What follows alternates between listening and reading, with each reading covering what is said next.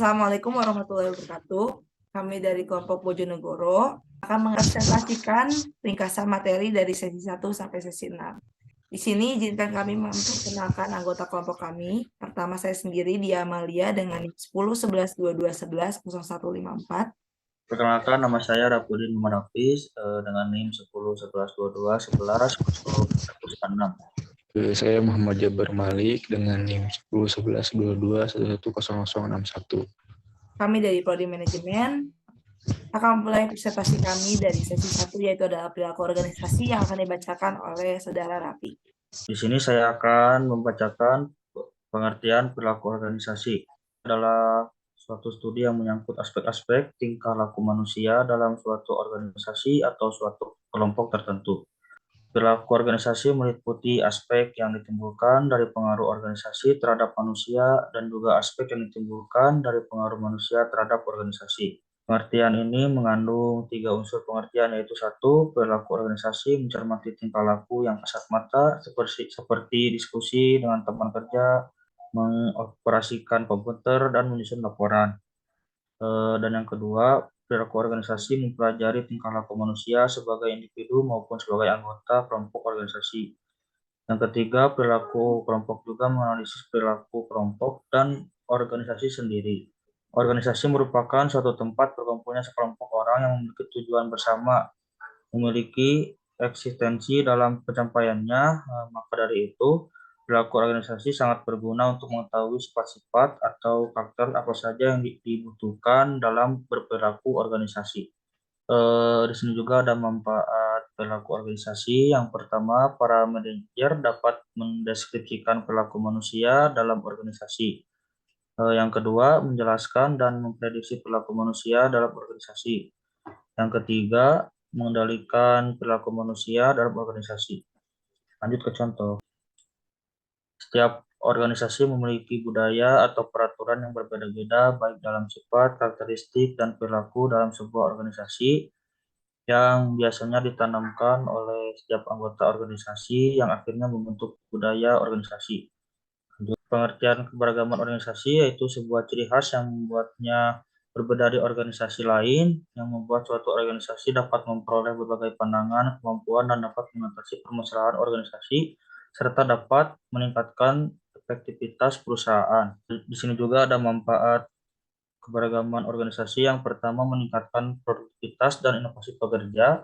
Yang kedua, meningkatkan reputasi perusahaan. Yang ketiga, menciptakan ruang yang nyaman dan aman bagi semua pekerja. Yang keempat, meningkatkan performa kerja karyawan. Di sini juga ada contoh keberagaman.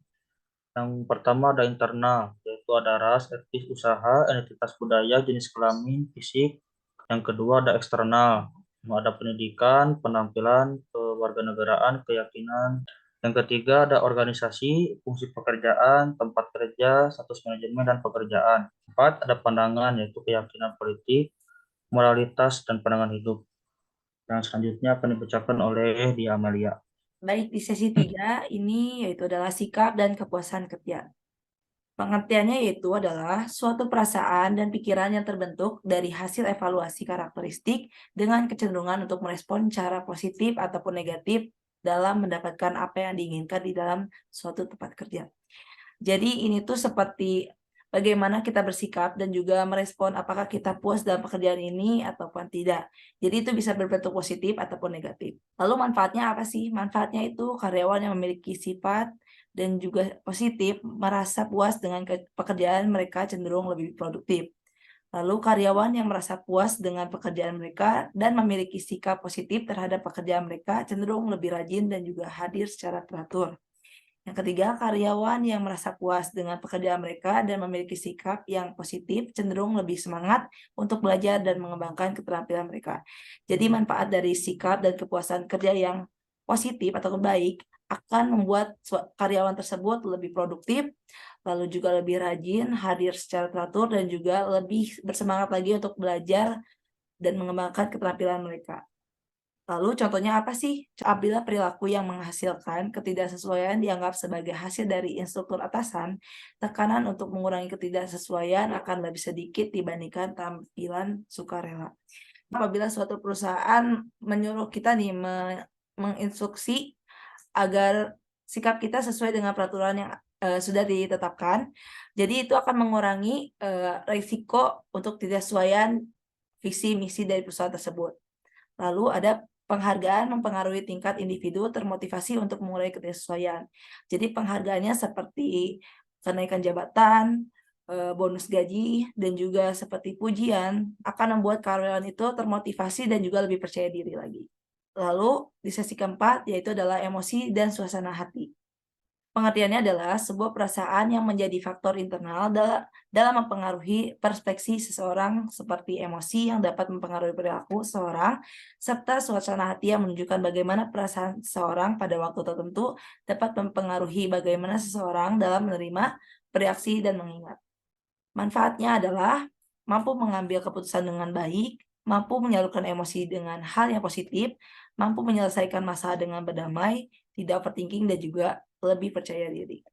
Lalu contohnya apa? Bila seseorang bersifat kasar terhadap Anda akan merasa marah. Dan perasaan intens kemarahan tersebut mungkin datang dan pergi dengan cukup cepat, bahkan dengan hitungan detik. Tetapi ketika dalam suasana hati yang buruk, Anda dapat merasa tidak enak untuk beberapa jam. Anda mungkin akan menunjukkan emosi ketika merasa senang mengenai sesuatu, marah kepada seseorang, ataupun takut terhadap sesuatu. Jadi ketika kita nih sedang merasakan suasana hati yang baik, mungkin apabila ada orang lagi emosi atau gimana, kita akan cepat nih dalam menangani ini. Tapi ketika kita suasana hati sedang buruk, apabila ada yang marah-marah, mungkin kita akan jadi terbawa emosi dan juga mungkin akan melampiaskannya pada orang lain. Jadi tidak bisa mengontrol emosi kita. Baik, selanjutnya akan dibacakan oleh Jabar. Sesi 5, kepribadian dan nilai. Untuk pengertiannya, perpaduan sikap, sifat, pola pikir, dan emosi seseorang yang dapat mempengaruhi nilai seseorang seperti tingginya tingkat kepuasan kerja dan kemampuan kerja, serta kepribadian yang mantap agar organisasi bisa meraih kinerja yang tinggi. Manfaat kepribadian nilai. 1. Ada stabilitas emosional. Seorang yang memiliki tingkat emosional yang stabil akan mampu mengontrol stres saat bekerja. Terus terbuka pada pengalaman. Seorang yang terbuka pada pengalaman memiliki kreativitas yang lebih akan membantu lebih mudah beradaptasi dengan perubahan serta dapat memimpin dengan efektif. Terus keramahan.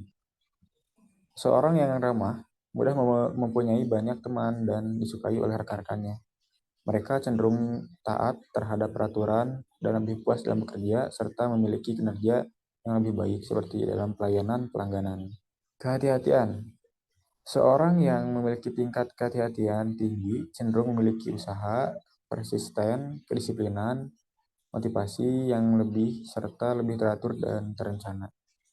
Sesi 6, persepsi dan pengambilan keputusan. Untuk pengertiannya, persepsi dan pengambilan keputusan ini ialah sebuah pengalaman tentang objek, peristiwa atau hubungan dan yang diperoleh dari kesimpulan informasi dengan kemampuan metode efisien dalam proses pemilihan atau pertimbangan keputusan yang tepat agar dapat berjalan dengan lancar sesuai dengan strategi yang sudah diputuskan. Lanjut, ada faktor mempengaruhi persepsi. Setiap individu memiliki pandangan yang berbeda mengenai suatu hal yang ada di sekitar mereka. Itu dikarenakan persepsi seorang dipengaruhi oleh beberapa faktor yang menjadikan mereka memiliki pendapat yang berbeda yang berada dalam penginderaan manusia. Nah, untuk manfaat persepsi ini, orang dengan kemampuan persepsi tinggi akan mampu mengambil keputusan dengan baik, di mana dapat membentuk suatu interpretasi yang berguna dalam mencapai tujuan organisasi.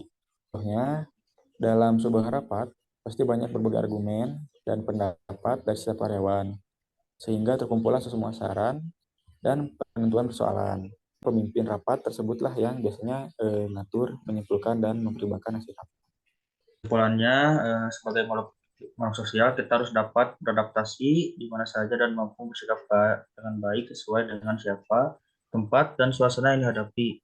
Seperti halnya semua ilmu sosial, perilaku organisasi berusaha untuk mengontrol, memprediksikan, dan menjelaskan perilaku individu terhadap kelompok. Sekian presentasi dari kelompok kami. Maaf kalau ada kekurangan. Assalamualaikum warahmatullahi Warahmatullahi wabarakatuh. wabarakatuh.